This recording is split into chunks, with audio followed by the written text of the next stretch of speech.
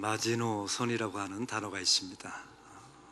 도저히 넘어설 수 없는 한계, 또 물러설 수 없는 어떤 경계를 의미하는 단어이지 않습니까? 1차 세계대전 때 프랑스와 독일이 전쟁을 벌였습니다. 이때 프랑스는 긴 국경을 맞이하면서 독일의 침공에 대비해서 큰 국경선을 만들고 수비벽을 쌓게 되죠. 그게 바로 마지노선이었던 것입니다. 마지노선이 얼마나 컸던지 그 밑에는 굴이 뚫혀져 있었고 전차가 또 기차가 다닐 정도의 큰 굴이 통로가 되어져 있는 그런 수비벽이었다고 합니다. 이 수비벽을 쌓은 프랑스 병사들은 이렇게 말했다고 합니다. 이제는 안전하다. 독일 군들은 절대로 이 마지노선을 넘어올 수 없다라고 자신을 했다는 것입니다. 그런데 이게 웬일입니까? 전쟁이 벌어지자마자 독일군은 이 마지노선을 가차없이 무너뜨려 버리고 맙니다. 거기는 두 가지 방법이 있었다고 합니다. 첫 번째는 이 독일 군들이 프랑스를 침공해 올 때 마지노선을 정면 돌파하지 않고 빙 돌아서 중립국 벨기에를 통해서 프랑스의 후방을 쳤다는 것입니다. 이게 첫 번째 방법이었고요. 두 번째는 긴 마지노선 가운데 약한 부분이 있을 것 아닙니까? 그 약한 부분을 찾아내어서 집중적으로 공격해서 인해 전술을 써서 그 마지노선을 넘어서 침공했다는 것입니다. 이것을 우리는 송곳 원리라고 말하지 않습니까? 그래서 집중해서 공격하면 무너뜨릴 수 있다는 뜻이겠죠.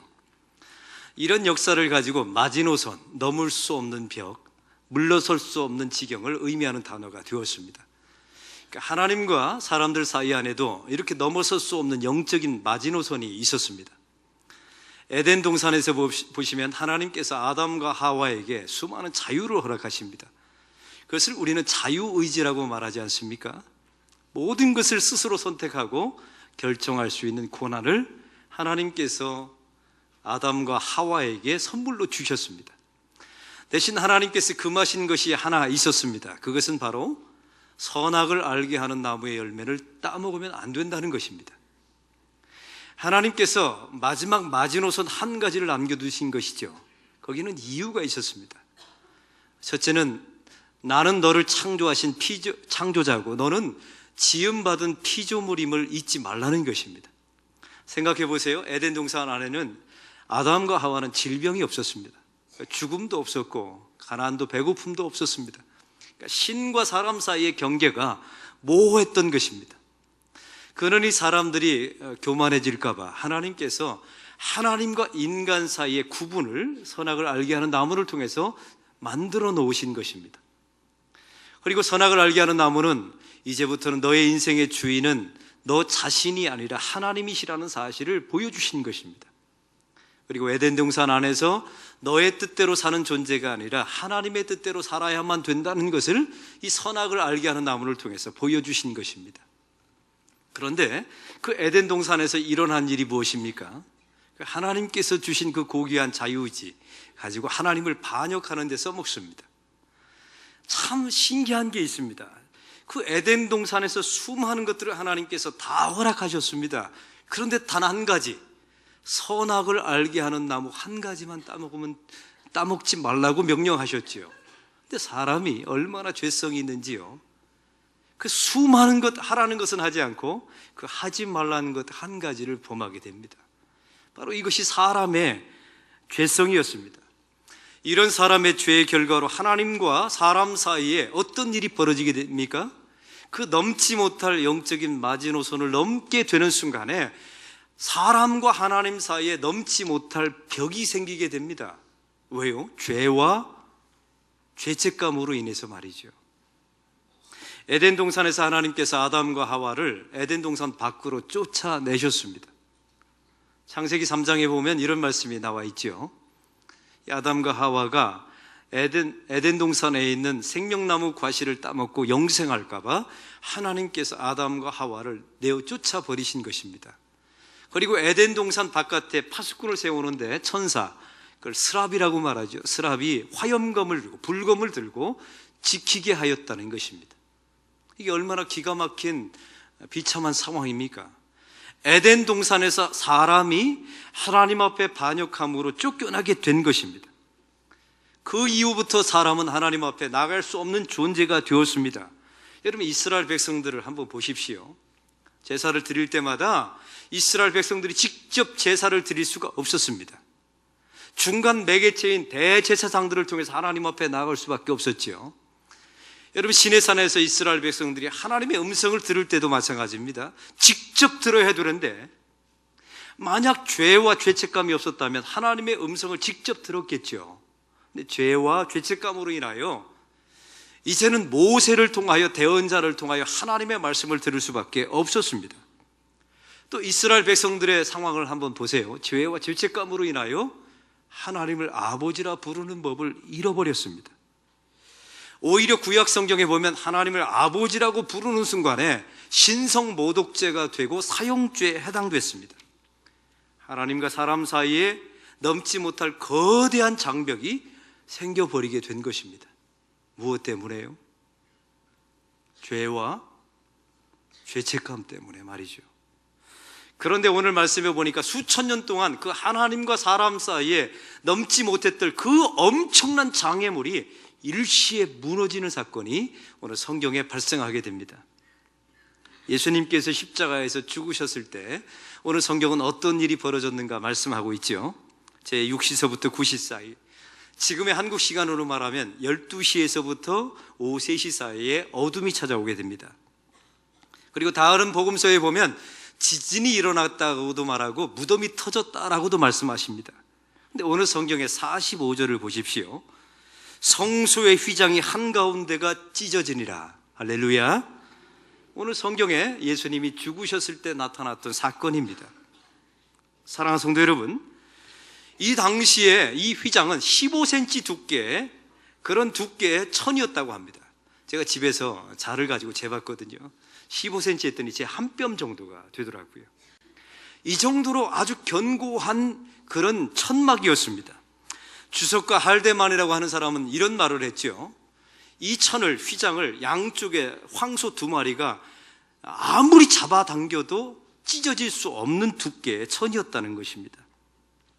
그러면 하나님께서 이런 어마어마한 휘장, 성소와 지성소를 가로막는 이 휘장을, 이런 경계를 만드신 이유가 무엇일까요? 거기는 3가지 이유가 있었습니다.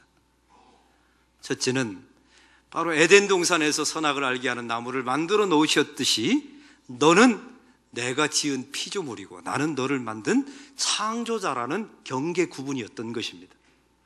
두 번째 이유는 이렇습니다. 죄 지은 사람은 함부로 지성소에 들어오면 안 되고 들어오면 죽는다라는 하나님의 경고였습니다.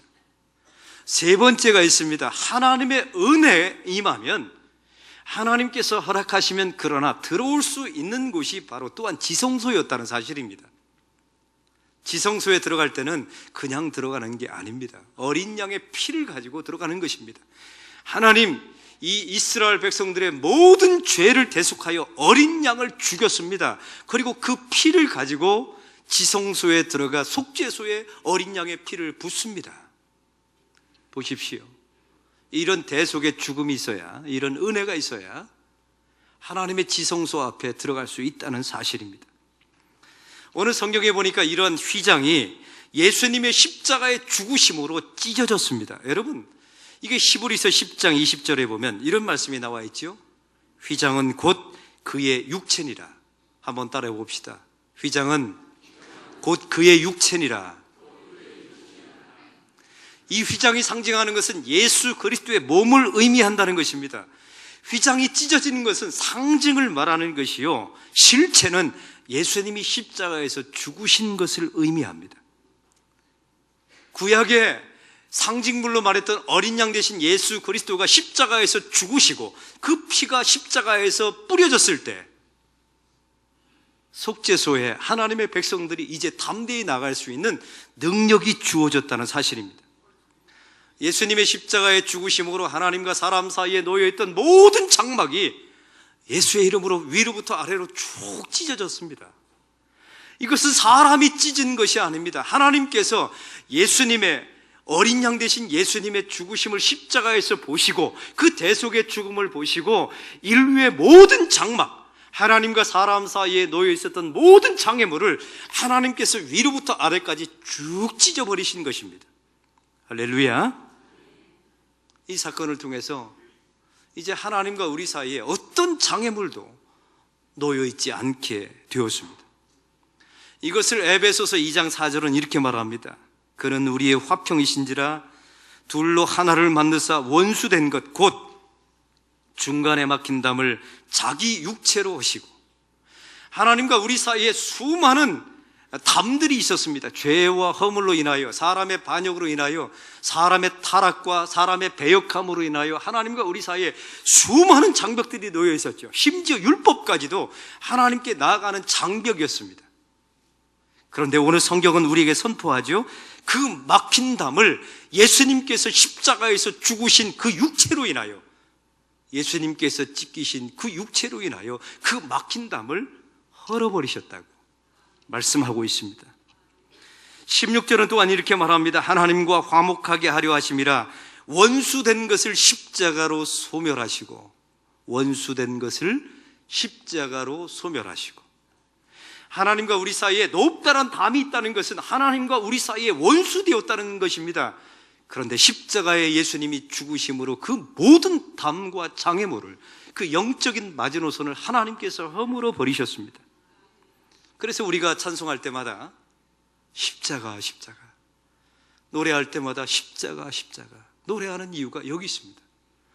예수님의 십자가를 통하여 자기의 육체를 허물어 버리심으로 위로부터 아래까지 놓여있는 장애물을 주님께서 제거해 주셨기 때문에 그렇습니다. 할렐루야. 사랑하는 성도 여러분, 그런데 오늘 말씀에 보면 주목해야 할 단어가 한 가지 있습니다. 오늘 본문에 보면 한가운데가 찢어졌다라고 말씀하고 있지만 다른 복음서에는 이렇게 나와 있습니다. 위로부터 아래까지 찢으셨으니, 위로부터 아래까지 하나님께서 찢으셨다는 것입니다. 옆에서 옆으로 찢은 것이 아닙니다. 여러분, 이 휘장은 사람이 옆에서 옆으로 찢은 사건이 아닙니다. 교회 안에 보면, 사람 사이에 보면 많은 갈등과 다툼들이 있죠. 예수 믿지 않는 사람들을 보면 술 한잔 먹고 툴툴 털어버리는 경우가 있더라고요. 참 신기합니다. 근데 예수 믿는 사람들을 보면 관계의 어려움이나 이렇게 맺혀져 있는 것들이 있으면 찾아가서 용서를 구하고 용서하는 경우도 있습니다. 그런데 오늘 성경을 유심히 보면 우리가 주목해야 할 한 가지가 있습니다. 그것은 바로 사람과 사람 사이에 갈등이 일어나거나 다툼과 분쟁이 일어나면 그건 사람과 사람 사이의 문제 이전에 그 성도가 하나님과의 문제가 있다는 사실입니다. 우리가 하나님 앞에 온전한 예배자로 서면 하나님께서 우리를 화평케 하십니다. 할렐루야. 우리가 하나님 앞에 날마다 주의 보좌 앞에 십자가를 붙들고 은혜 가운데 나아가면 하나님께서 완전히 자동적으로 그 은혜의 사람을 통하여 맺힌 것을 풀어주십니다. 그래서 휘장은 옆에서 옆으로 찢는 게 아니에요. 또 세상에서 보면 어떤 사람들은 밑에서 위로 휘장을 찢으려고 노력하는 분들이 계세요. 열심히 노력해서 구원받으려고 하고 열심히 예배드려서 하나님께 인정받으려고 하는 사람들이 있습니다. 나쁘진 않아요. 그러나 중요한 것은, 구원에 관련된 것은 밑에서부터 위로 찢을 수 없다는 사실을 잊지 마십시오. 하나님께서 당신의 은혜를 베푸실 때, 하나님께서 주의 백성들을 자녀로 삼으실 때 하나님께서 취하신 방법이 있습니다. 그 거대한 장벽을 하나님께서 위에서부터 아래까지 십자가를 보시고 예수님의 죽음을 보시고 찢으셨다는 사실을 여러분 잊지 마시기 바랍니다. 하나님이 주도하셨습니다. 하나님이 하셨습니다. 이런 사건을 통하여 우리의 삶 가운데 어떤 결과와 변화가 일어나게 되었습니까? 히브리서 기자는 이렇게 말합니다. 들어보십시오. 히브리서 10장 19절. 우리가 예수의 피를 힘입어 성소에 들어갈 담력을 얻어나니. 할렐루야. 지금까지는 하나님의 성소에 그 감히 아무도 들어갈 수가 없었습니다. 하나님의 보좌 앞에 죄를 가진 사람들이 나아가면 죽었습니다. 즉사했습니다. 신의 산에서 하나님의 얼굴을 볼 수도 없었습니다. 하나님의 음성도 직접 들을 수가 없었지요. 그러나 오늘 성경은 말합니다. 예수의 피에 힘입어 이제는 성소에 담대히 나아갈 담력을 얻었다. 성경은 우리에게 선포합니다. 예수님의 피로 인하여, 예수님의 십자가로 인하여, 십자가에서 죽으신 예수님의 육체 찢어짐으로 인하여 저와 여러분이 하나님의 은혜의 보좌 앞에 담대히 나아갈 수 있는 영광과 특권이 주어진 줄로 믿습니다. 이제는 하나님 아버지를 아바, 아버지라 기꺼이 부를 수 있는 영광의 자녀가 된 줄로 믿습니다. 하나님과 우리 사이에 어떤 장애물도 놓여있지 않고 오직 예수만으로, 오직 예수님만으로 하나님께 직접 나갈 수 있는 믿음의 길이 열리게 된 줄로 믿습니다. 지금까지는 휘장이 우리에게 모든 장애물이었어요. 그런데 예수님의 죽으심으로 휘장이 한가운데를 위로부터 찢으시고 바로 그것이 길이 되었습니다. 십자가의 피로 말미암아 하나님 앞에 나갈 수 있는 길이 열리게 된 줄로 믿습니다. 이 모든 것은 사람이 주도한 것이 아닙니다. 하나님께서 주도하셨습니다. 예수님의 십자가의 죽으심을 보시고 하나님께서 위로부터 아래로 길을 내어주신 것입니다. 할렐루야. 한번 따라해 봅시다. 하나님이 하셨습니다. 하나님이 하셨습니다. 하나님이 하셨습니다. 이 고백이 평생 여러분의 삶 가운데 떠나지 않기를 바랍니다. 저는 19년 동안 단 한 해도 빼놓지 않고 단기 선교를 다녀왔습니다. 처음에는 태국을, 그 다음에 캄보디아를, 말레이시아를, 우리 안락교회 부임에서는 필리핀을 단기 선교를 19년째 다니고 있습니다. 선교를 일주일 동안 하고 나서 마지막 결론을 내릴 때는 항상 똑같이 이렇게 결론을 내립니다. 선교는 결국 하나님이 하신다는 사실을 고백할 수밖에 없습니다.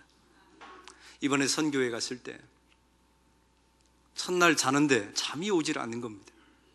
밤 12시에 우리 조원준 선교사님이 순교하신 강가에 갔습니다. 선교사님이 떠내려갔다는 그 장소에 앉아서 기도를 하는데 눈물이 나오더라고요. 기가 막히지 않습니까? 하나님, 우리 안락교회가 오랜 기간 준비하다가 온 교인들이 힘을 합해서 이렇게 전담 선교사를 우리 안락교회 최초 47년 만에 처음으로 파송했는데 어떻게 이렇게 속절없이 죽을 수 있습니까? 하나님, 이렇게 하시면 안 되는 것 아닙니까? 이러면 누가 선교를 할 수 있겠습니까? 그 밤 12시에 선교사님이 떠내려간 그 강변에 앉아서 하나님께 기도했습니다.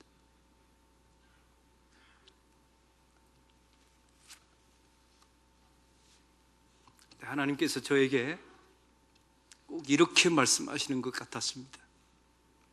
조원준 선교사의 죽음은 속절없이 무의미하게 죽은 것이 아니다. 그 조원준 선교사가 급류에 휩쓸려서 죽어갈 때 그 옆에 지켜보았던 아도라고 하는 사람을 너는 기억하냐? 하나님 기억합니다. 그 아도를 주목해 보라고 주님께서 세미한 음성으로 말씀해 주셨습니다. 그 아도가 보았더니 신학대학원을 졸업했더라고요. 그리고 저녁 집회를 맡겼는데 얼마나 열정적으로 설교를 하든지 가슴에 불이 있어요. 영혼을 사랑하는 마음이 있습니다.